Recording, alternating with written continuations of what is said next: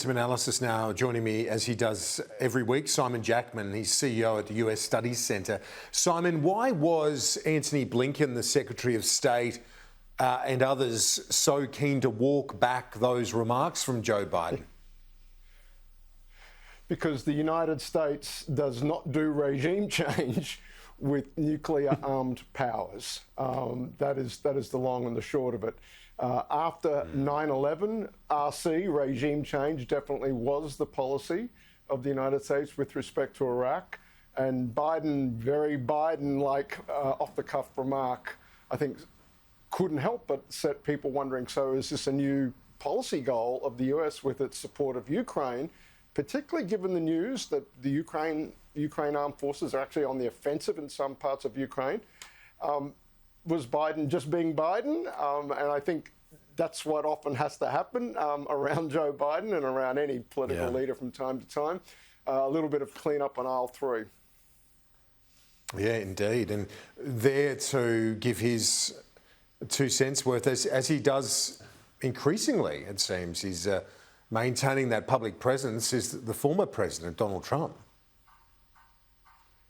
Yeah, absolutely, Kieran. So Trump not missing an opportunity there to seize on that misstep by Biden, because all this international relations politics is about politics among nations, but it's also about domestic politics. That's true for Putin. It's also true for Biden. Before this conflict, and indeed still, frankly, Biden's numbers in the US have not been great. He has been getting credit, though, for putting the US back at the front of the leadership of the democratic order that had helped build after World War II. That is something Biden said he would do. He was chairman of the Senate Foreign Relations Committee. He promised that would be one of the key deliverables, US leadership on the world stage, and he's been delivering that. The US has been rallying the Western allies, particularly the NATO allies, around this Ukraine conflict. So a misstep, a very Biden-esque overreach. No surprise that Biden's political opponents inside the US, Trump among them, will pounce.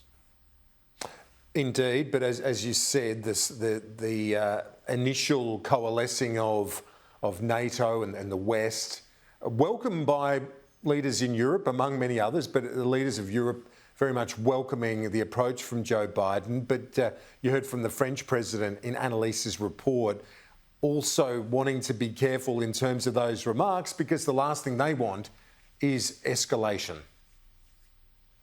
Absolutely, Kieran. Indeed, we were only here a week, 2 weeks ago.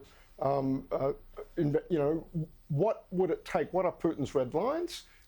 People being wondering about that talk about deploying his nuclear forces, putting the nuclear forces on higher alert status. The possibility, horrifying possibility of tactical nuclear weapons, the consensus being that would be a move of last resort if Putin thought the whole thing was about to come crumbling down around him. So with that as being the immediate context of what might Putin do if he really was backed into a corner, that's why the heat gets turned up, particularly among European allies who are physically proximate, their countries physically proximate to the theatre,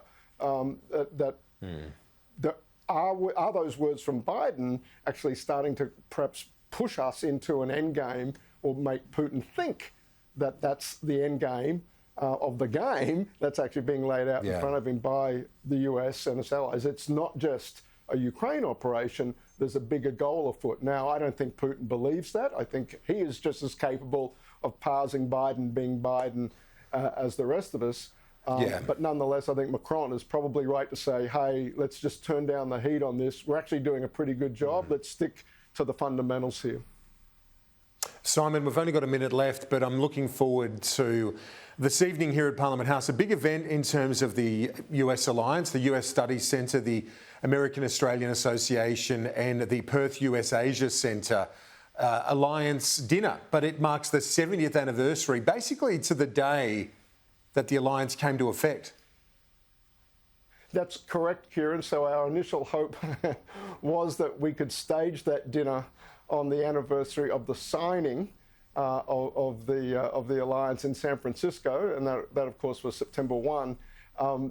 We weren't able to do that due to COVID. We were trying to get it done before the end of the year, but then it turns out that we're coming up very close. There was this period back in 1952, but 51 into 52 between the signing and the treaty coming into effect in April of 52. So we'll say we're close enough at this point. We're pleased to be able to get this dinner done, and thank you, Kieran, for taking on MC duties on behalf of the AAA, the United States Study Centre, and our friends out of Perth. Have a good call tonight, Kieran. Thank you. Thank you. Appreciate it. Looking forward to it, Simon. Absolute pleasure to do it. And I'll see you next week. Simon Jackman, CEO of the US Study Centre.